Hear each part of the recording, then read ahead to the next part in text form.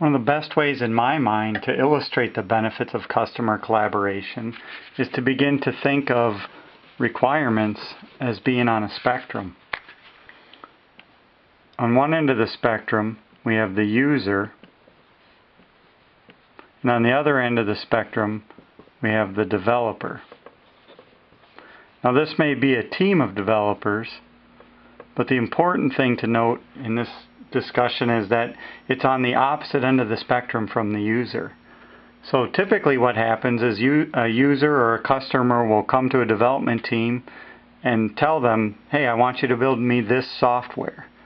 Well, if the developers listen to that and build exactly what the user is going to ask for, without fail, the user is not going to be happy.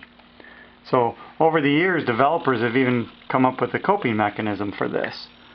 They've said, well, I've gotten burned in the past by building exactly what the users asked for, so I'm going to listen to them, but despite what they're asking for, I know better. I've been through this before, so I'm going to build them not what they're asking for, but what I think they're asking for or what I think they need. Well, that typically ends up with the same result, an unsatisfied customer.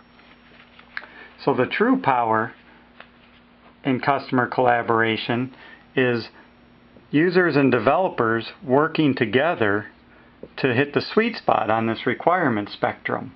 And if they do that, the result is usually positive. You have a happy user and in turn a happy development team.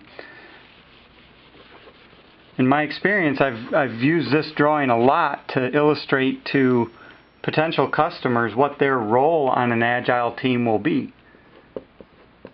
Thanks for watching this episode of the Agile Whiteboard.